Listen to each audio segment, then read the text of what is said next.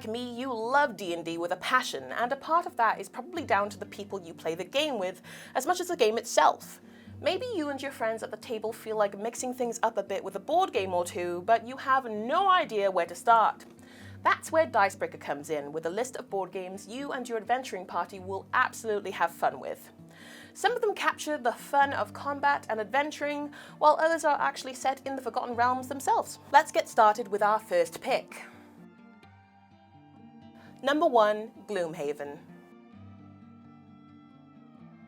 Even if you're on the outskirts of the tabletop community, you have likely heard of Gloomhaven, even just in passing. This campaign-driven board game is all about battle, strategy, and choices. It's so popular that it's even been adapted into a video game that has received very positive reviews on Steam. We're talking about the physical board game today though, in which you explore Gloomhaven via an in-depth map, completing various scenarios that are available to your party.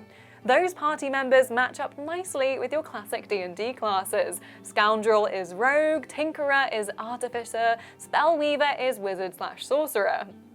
These character classes come with their own little character sheet, backstory, and more, making any D&D player feel right at home. If you feel like a board game can't match up with the feeling you get while playing D&D, that anything can happen, well, Gloomhaven accounts for that with its random event cards that are drawn when you're within the city or on the road, allowing for that random hit of spice we all crave. These random events are way more profitable to the party when you're within the city walls. On the road, you're more likely to get a nasty surprise. The enemies you come up against can be altered to make them less or more dangerous depending on the situation, and when you encounter them, there are a few combat rules you might recognize, like advantage and disadvantage, line of sight, critical hits, etc., meaning that there are a lot of things in combat that you may already be used to, allowing you to slip pretty seamlessly into Gloomhaven gameplay. If you're worried about not feeling like you're playing a character that's an individual you're excited about, bear in mind that you have backstory, player goals, and campaign decisions to make that will affect your team and your character going forward. There's a reason this game is so popular, and we would definitely encourage you to give it a shot. Number 2, Lords of Waterdeep. Now we take you from rough and ready adventurers to lords in their ivory towers in the Forgotten Realms city of Waterdeep. This quest for victory points involves worker placement and strategy in order for you to secure a win. With this board game being made by Wizards of the Coast themselves, you can be sure that you're about to have an authentic D&D experience. You can gather fighters, clerics, wizards, and rogues from around the board as you control areas and block other players. You have quests to complete, and even a secret personal objective to navigate that will score you additional victory points in the end of game scoring. When you send your agents to certain locations on the board, you will receive the corresponding adventurer that is listed on the location. Or you might prefer to go to a place that offers you a little bit more gold, or enables you to take your turn first in the next round. You must keep all of these things in mind as you progress in order for you to maximize your points. There are definitely a few different things to focus on in this game, such as building or completing quests. Your playstyle depends on you and what you want from the game. What's fun about this game is that you might find yourself inspired by the quests and goals available, like looting crypts or taking down a dangerous mage. They immerse you in Waterdeep, and it's something you might find yourself incorporating into your own D&D game.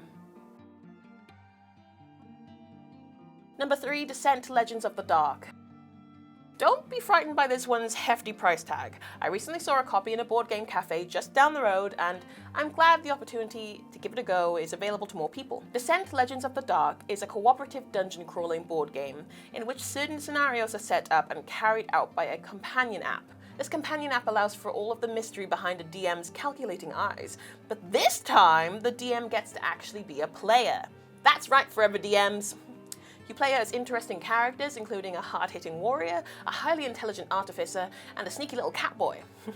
Among the cast of characters is also a ranger who is deaf. This is handled really well by the other members of his party, who try to learn to communicate in a way that works for everyone. In this game, you can discover loot that can be turned into upgraded weapons with their own special abilities. You can unlock various features for your character that can improve how they play in general and can buff other party members. You can also don items at the beginning of your missions that will give certain characters advantages. The difficulty scales as you move on in the 35+ hours of content available. This also depends on the number of players, however. If you have the money to comfortably buy this game outright, I would definitely recommend it. You get to build the terrain and props yourself too, and that's fun in itself. For me, anyway. Have fun in the land of Terranoth.